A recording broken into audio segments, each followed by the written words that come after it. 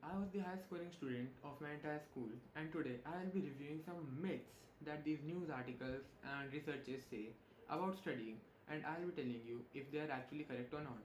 Like, I'm a person who actually went through this path, who has experienced it all, and I'll be telling you if all these misconceptions that they are saying that this is a myth, if it is actually a myth or not, if it is actually true or false.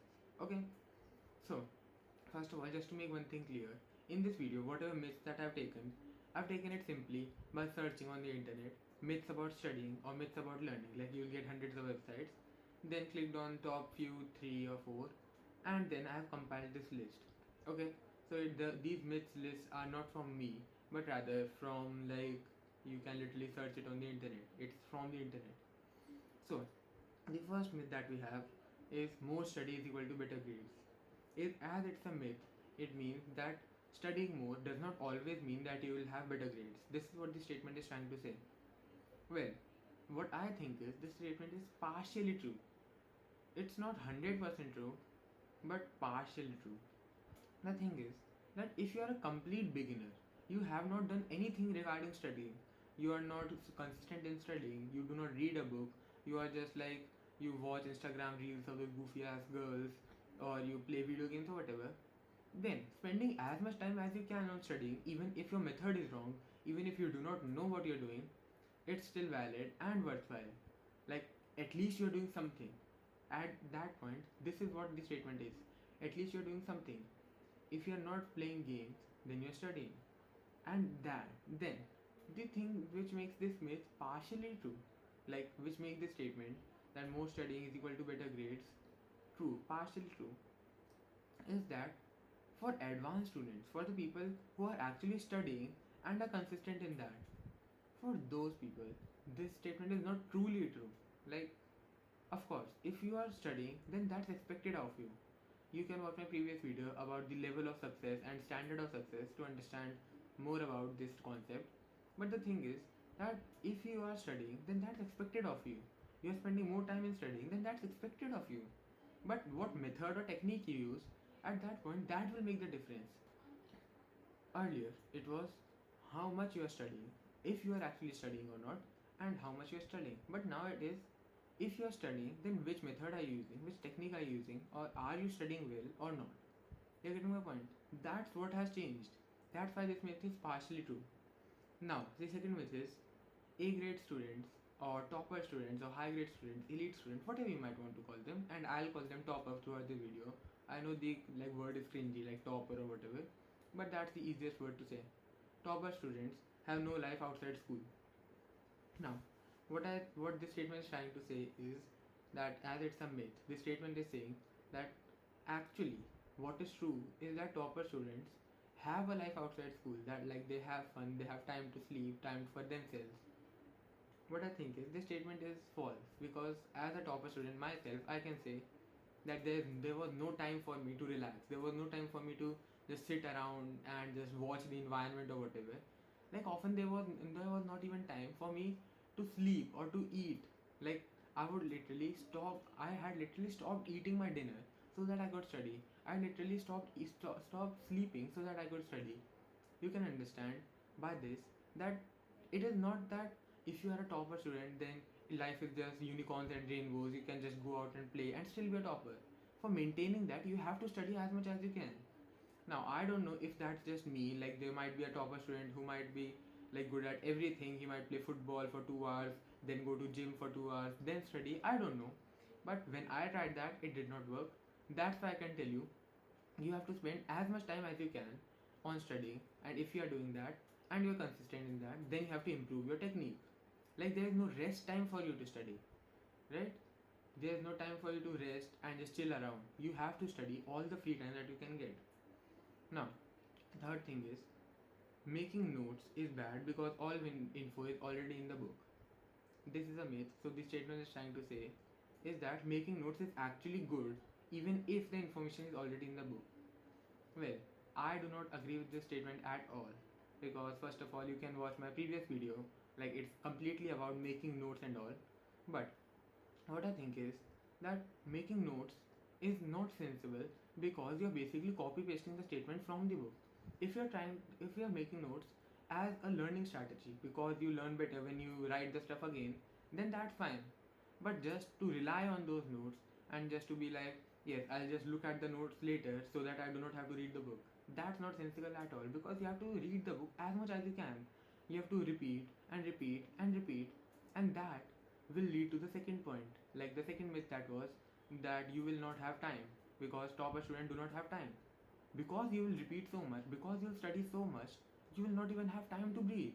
And that's why making notes is not worth it, what I say.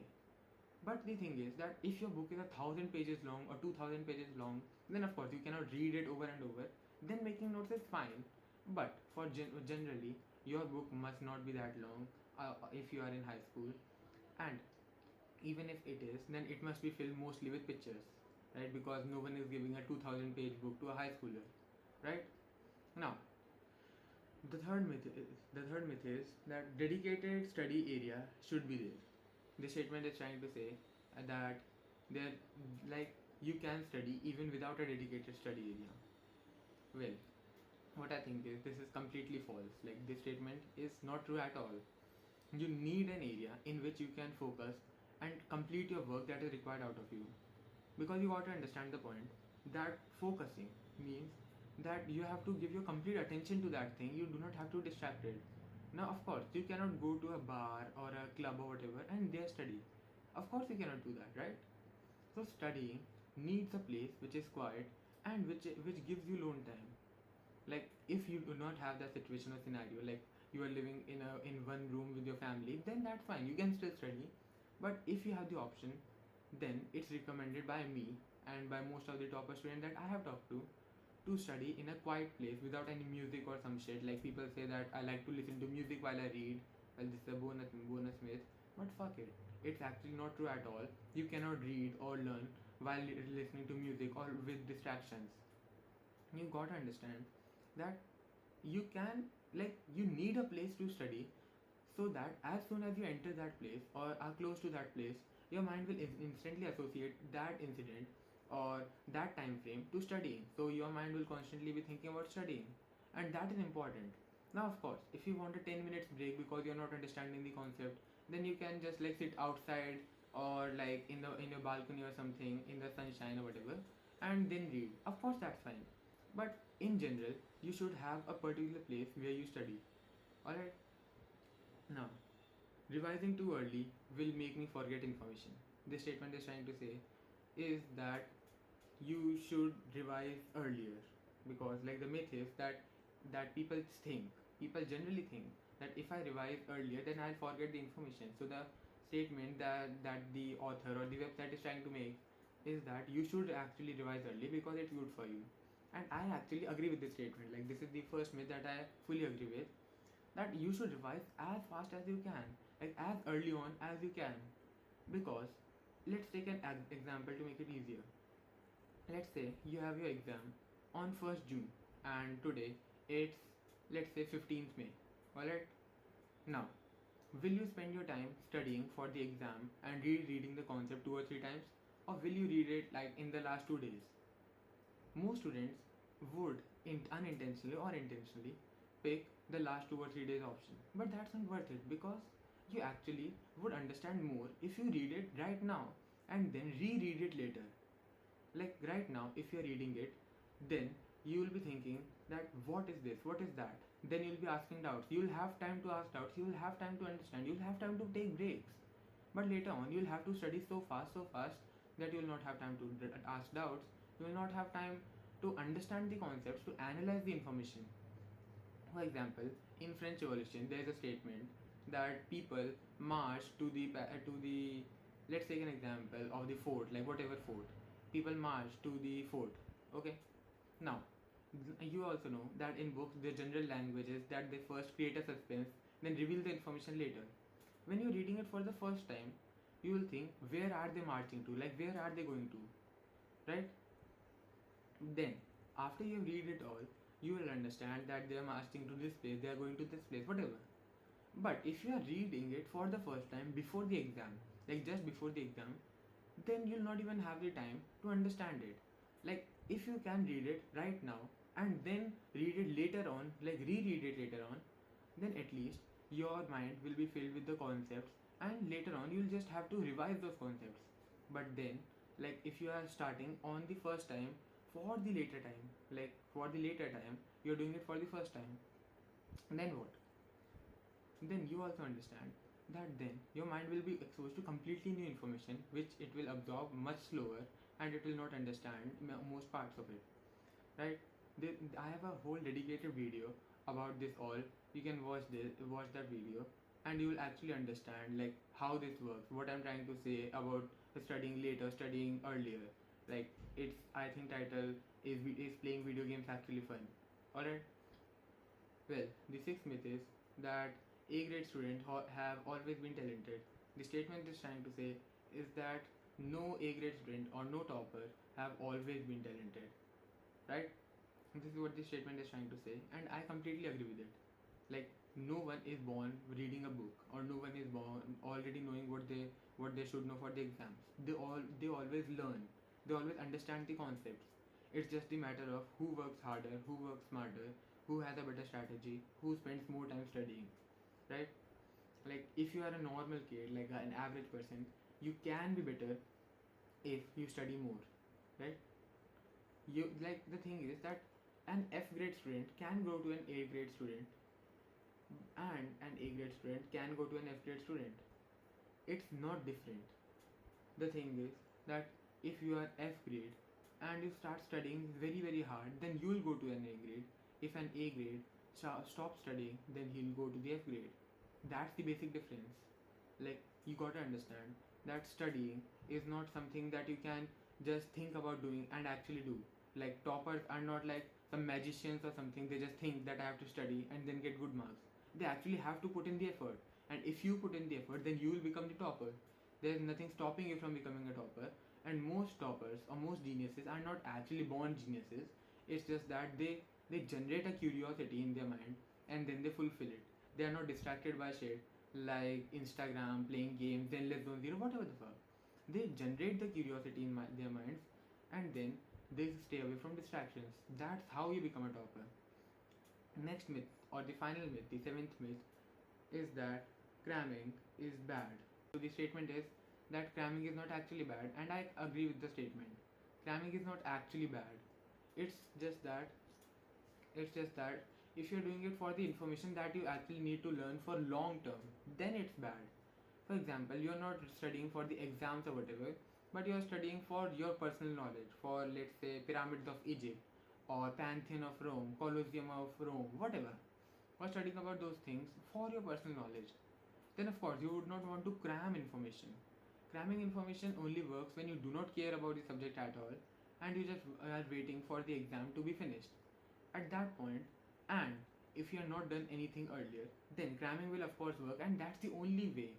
Like you cannot say that no, I'll not cram because it's bad, I'll do this or that, right? So cramming is actually a good strategy, but for short term. For long term, you have to reread the concepts, revise till you actually learn it, and then you'll learn it longer and better than anyone who's making notes or whatever, right? So if the information is significant and you want to remember it, then do not cram. But if it is actually like insignificant and you don't care about it at all, it's like after the exam is over, you do not care if you remember it or not, then just cram, write in the exam, and then just forget it. But what I recommend is that cramming is generally bad because, like, even if the information is just for exams, you would want to remember it for future classes. Like, science does not end after just one grade, it just advances and becomes more complex, right? For example, the concept of motion in 10th grade will become the concept of vectors, then concept of matrices, concept of differentiation, integration. You're getting my point. So concepts will just advance. So rather than cramming, I recommend you to like actually study and to become better in studying, right? But if you do not care about the subject at all and it's a temporary exam, then cramming is not a bad thing at all.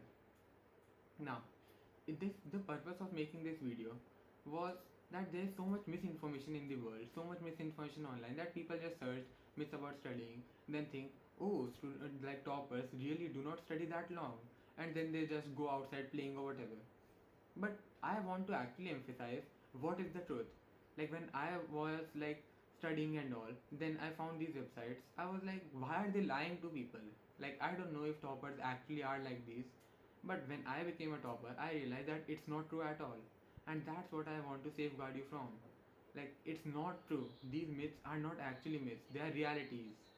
Like the some of them might be true, but most of them are actually just things that they just say so that students are attracted to it. Like imagine what would be better for a news article. One headline says that topper says that you have to study 24 hours a day. Another headline says topper says that you can study 3 hours a day and still get 90% grades. Of course, the second headline is better because it will attract more students and more like procrastinators who just want to get the work done earlier. That's what I want you to say. That's what I want you. That's what I want you to be safeguarded from. All right.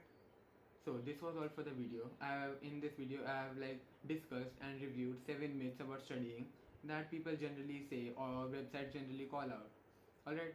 If you want more content from me, more discipline advice, more advice on how to study, how to be better in studying, how to be a better student, then I highly recommend it to you to join my program. It's a very affordable course right now. It's in pre-sale. Okay. So if you want to be more efficient in studying, if you want to be better in your courses, in your education, then you can join the program because in that I'll break it step by step on how to achieve something, how to like write, how to memorize something. I'll exactly tell you what to do. If you want that, then click the link in the description and join the program. You can watch my previous videos if you want more information like this. Like the video, subscribe the channel. I'll see you in the next video. Till then, work like a dog, live like a lion.